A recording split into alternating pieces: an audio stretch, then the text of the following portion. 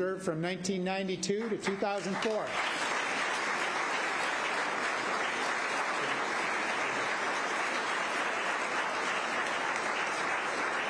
And we have Mayor Don Ness, who served from 2008 to 2015.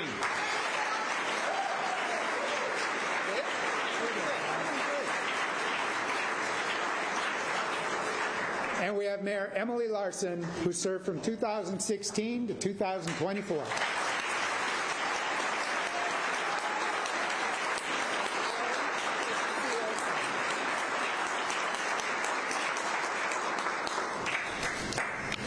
We also have with us, who will be doing the invocation, Pastor Brian Brinkert.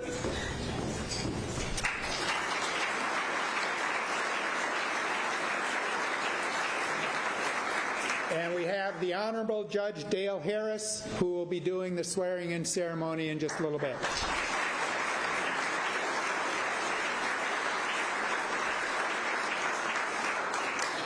And I suppose I better not forget to call down our current mayor-elect, Mayor Roger Reinert.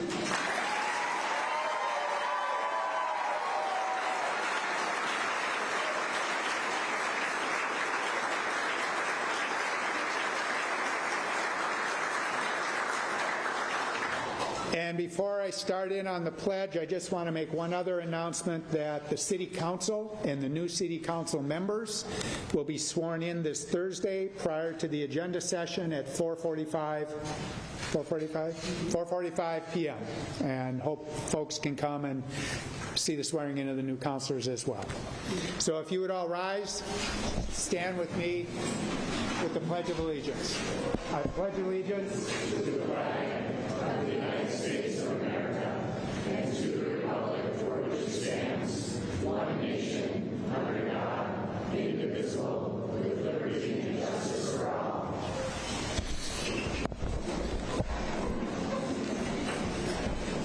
So for our invocation, Pastor Brian Brinkert.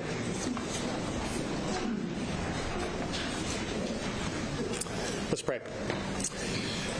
Gracious God, at the dawn of this new year, we are thankful for all those who are taking responsibility of leadership within our city. Along with that gratitude, we remember that the call to leadership is ultimately a call to service. And the authority to set direction and make decisions is meant to be rooted in a heart of stewardship. So may your hand be upon all those that have been given this charge of leadership in this season. Specifically today, we ask for your blessing on our new mayor, Roger Reinert, and the new administration that begins here in 2024. We ask for the ongoing gift of curiosity that can lead to an ever-deepening understanding of the opportunities and the challenges that are before us. And to go with that awareness, grant the courage and the strength needed to face those items head on. We ask for tenacious persistence to dream, to imagine what could and should be, and for creative solutions to emerge to see those ideas come to fruition. We ask that you would give all those that lead the humility to continually seek common ground, the patience to persevere, and the wisdom to discern the best path forward, whatever that might be. In all these pursuits, we ask for the flourishing of this great city and for the well-being of all its citizens, both in this new year and in the many years to come. In your holy name, amen.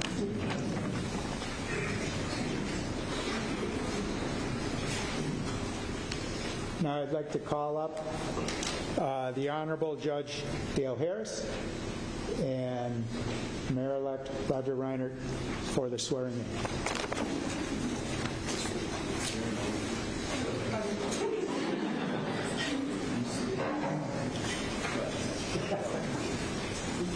Please raise your right hand. Repeat after me. I, Roger J. Reinert. I, Roger J. Reinert. Do solemnly affirm. Do solemnly affirm. That I will support the Constitution of the United States. That I will support the Constitution of the United States. The Constitution of the State of Minnesota. The Constitution of the State of Minnesota. And the Duluth City Charter. And the Duluth City Charter. And that I will faithfully. And that I will faithfully. Honestly and impartially. Honestly and impartially. Perform the duties of my office. perform the duties of my office as mayor of Duluth as mayor of Duluth for the duration of my appointment. for the duration of my appointment. So help me God. So help me God. Congratulations.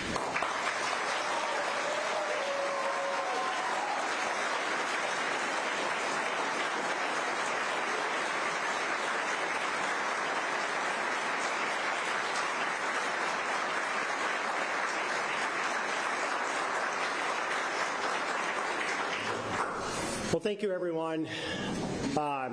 I am so incredibly grateful and honored that you would take time out of your day to be here today. Busy days are busy days, especially after a holiday weekend. And so I really appreciate you making the time to be a part of this inauguration ceremony to help mark this important day of transition. And it is with great honor and humility that I step into this role as your 40th mayor for the city of Duluth. I want to take a moment and thank Dave Montgomery for not only emceeing today, but also stepping out of retirement and back into city service as our next city administrator. And I also want to recognize Jessica Freilich. There's a lot of folks out there. I know Jessica's here somewhere, who I have nominated as our next city attorney. I appreciate both of them here, exceptional professionals who are working with our other exceptional professionals in a smooth transition in those offices, and I am eager to work with them on behalf of our community. Thank you to my friend Brian Brinkert. Brian, I think you knew God was calling me back to service long before I did, or maybe at least before I was willing to listen. So Brian's being here is special. He's been on this journey with me for longer than I knew I was. And Judge Harris, you've now done me the great service of not just administering today's oath, but also putting your Navy captain's uniform back on to receive my first salute when I was promoted to commander in 2021. So appreciate you being part of two really significant life events. Thank you. And I also want to acknowledge our many distinguished guests today. State legislators, county commissioners. I know Tribal Chair Dupuy is here today. Leadership from the 148th Air National Guard, mayors from our near neighbors, city councilors, past, current, and future, and current City of Duluth leadership. Thank you all for your presence today. And I want to say a special thank you to our former mayors who have joined us today. You know, we were chatting a little bit upstairs before we came down, and I don't know that any of us could recall all of the living mayors being together at the same time. So a significant day for our community. But Mayor Fido, Mayor Doty, Mayor Ness, Mayor Larson, your presence here is genuinely and gratefully appreciated. You know, in the history of Duluth, there have been a total now of 40 mayors, but 6 of those individuals served more than once, not consecutive terms, but served more than once. So that means in the 167-year history of Duluth, only 34 people have ever done this job. You know, some are names we know. Clarence Magney, who went on to serve not only as mayor, but to become a Minnesota Supreme Court justice. Sam Snively, who of course served 4 terms, promised to make Duluth the most beautiful city in what then was known as the Northwest, and left us the legacy of Seven Bridges Road and Skyline Parkway. But there are names as well that maybe we have forgotten. Our first mayor, Joshua Culver. Charles Graves, a Civil War hero who went on to be the Speaker of the Minnesota House and a U.S. ambassador, first to Sweden and then Norway. And let's not forget George D. Johnson, who was succeeded by George W. Johnson. How very Minnesotan. Each of these individuals not only left their mark on the office of mayor, but they also left their mark on our community. And from each of the mayors that are with us today, I have witnessed something that I will carry into my service. And I should caveat, this is not to reflect their entire collection of service, but they're things that came immediately to mind as I thought of each of these individuals. Mayor Fido, you showed us the value in thinking outside the box, in reinventing ourselves. That what many saw as junk and salvage yards along the shores of Lake Superior could become something we now call Canal Park, a premier destination in the state of Minnesota and a favorite place to visit for both tourists and locals alike. Mayor Doty, you showed us what it looked like to focus on business and on our economy and to be mindful of our tax burden. And with the addition of Cirrus, now the world's leading producer of piston-powered aircraft for over a decade, you turned Duluth into an aviation hub. Mayor Ness, you showed us what it looked like to lead in really difficult times, to confront challenges that many said could not be solved, and to find those tangible, practical ways to move our city forward. I think it's easily forgotten: unfunded retiree health care, sanitary sewer overflows, and persistent budget deficits. And Mayor Larson, you showed us what it looked like to lead with compassion, to be a community where all were truly welcome and more so included, to bring the heart of a social worker to the too often unfeeling and dispassionate work of government, to do what many say and few actually accomplish, to give voice in our society to those who do not have voice.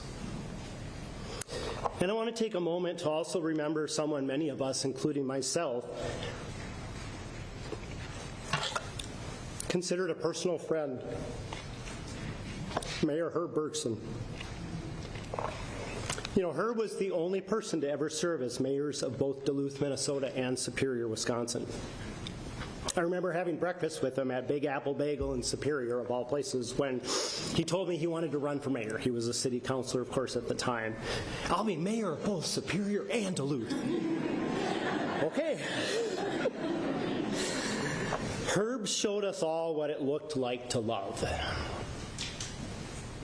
Herb wore his heart on his sleeve, and if you spent any time at all with Herb, any time at all, you watched him give that heart away over and over and over again.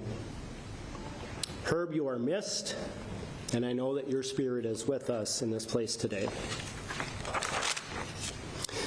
And I want to also say a few words about why this place today. It's not the easiest or the most convenient, to be sure. I appreciate the many of you who are willing to stand, since the rotunda only seats so many. And I know there was fighting over chairs, so I appreciate the bouncers who are trying to negotiate that on my behalf. I'm to blame. Sure, it would have been easier to do it somewhere else. But this is the place we do the work. This is the place you all come with your ideas, with your hopes, with your challenges, and with your problems. This is the place we ask our best and brightest to join the city team and be your partners. And this is the place Duluthians who came before us built for just these purposes. You know, this is our third City Hall building. In Duluth's early days, city government operated out of offices above a saloon on Superior Street. In 1889, we upgraded to the historic Oliver Trapphagen building at 132 East Superior Street. You know, I love that that building had a balcony for the mayor to address the citizens of Duluth. Though, in doing my research, Tony Durkins assures me that no mayor ever actually used it for that purpose. Seems like an opportunity lost. The City Hall we are in today opened in 1928. A historic space, certainly in its own right, but next to a county courthouse designed by the world-famous Daniel Burnham, famous, of course, for Chicago's World Fair of 1893, and the Veterans Monument just outside these doors, created by noted architect Cass Gilbert, who many will recognize for many famous projects, including the Minnesota State Capitol and the United States Supreme Court building. Ground for this building was broken in March of 1927, and that July, 5,000 people stood outside to watch the cornerstone being laid. There was a parade, there were speeches, and WEBC radio carried the entire thing live. And of course, today we now live stream things as we're doing here this afternoon. You know, City Hall took about a year to complete and was dedicated on Armistice Day 1928, or what we now know as Veterans Day. And I think it's just humbling to know that the same space that we all have called our office is a place that Mayor Sam Snively first called his office. Grounds you in that history. So maybe you were in City Hall for the first time today because of today's ceremony. Maybe you've been here before because you had a meeting or some other city business. Maybe you are one of our nearly 900 city employees, many of whom get the honor of calling this historic building your office. No matter what brought you today, I invite you to take a moment to look around, to take in this physical space. Note the marble. Note the detail of the frescoes. Note the fleur-de-lis in the ceiling. Note the bust that is a little hard to see right now of Albert Wilson, the last surviving Civil War veteran. You know, you've also likely recognized the statue outside the historic St. Louis County Depot of Albert. You may not know there's an exact replica of that statue just outside the Visitor Center at the Battle of Gettysburg Monument. Note the plaque and the bust to my left, recognizing and honoring Medal of Honor recipient Mike Kalilo. You know, I looked it up. Mike's citation for his Medal of Honor reads in part, "He ran forward in the wake of a supporting tank, firing his machine pistol. Inspired by his example, his comrades advanced in the face of savage enemy fire. When his weapon was struck by shrapnel and rendered useless, he climbed onto the deck of a friendly tank, manning an exposed machine gun in the turret of that vehicle, and while bullets rattled about him, he fired at an enemy emplacement with devastating accuracy." Now, for my West Duluth friends that are here today, you might appreciate that in the World War II Museum in New Orleans, there's a about 2-story tall wall honoring Medal of Honor recipients. And it tells their stories. You can push a button and hear about each one. And it's told in their own voices if they were able to do that. So of course, I'm from Duluth. I go find Mike. I push the button. They're interviewing Mike, and Mike is asked how he found the courage and inspiration to do what he did. And he said, "Well, you see, I grew up in a tough neighborhood in western Duluth called Raleigh Street." Maybe not our best advertisement, but it was, if you know, you know, right? So my friends, I share all of this with you because it's ceremonies like this when we can, that we should. There will be other opportunities to speak more directly to taxes and the budget and city services, talk about streets and utilities and public safety, our parks and our libraries and our community centers, to discuss housing and tax-based development and city infrastructure in downtown Duluth. We will do much of that in my State of the City speech somewhere around the 100-day mark. And that's when I plan to share details around the vision for my term and the administration. But days like today are meant to be marked, to be a bit ceremonial, to appreciate time, to appreciate history, and to appreciate place. My fellow Duluthians, this place is special. Our community is special. The city we get to call home, Duluth, Minnesota, is special. The greatest port on the greatest of the Great Lakes. To paraphrase our old friend, chamber friend, David Ross, the Emerald City, the Zenith City, Our shining city on the hill is special. I stand here today in this place filled with both excitement and a sense of profound responsibility, a responsibility that comes with this office. We spent months talking about the work, and now we get to do it. You have entrusted me with Duluth's next chapter, and I do not take that responsibility lightly. I love this place with a passion, and I sure hope you do too. Duluth, thank you for calling me to this service. The title of mayor is an important one, but so is that of Duluthian. In that title, we find our history, we find our sense of place, and we find our shared civic pride. Thank you all again for being here today and for joining me on this journey. We have work to do, and we all have a part to play in that work. So now, let's go get after it. Thank you.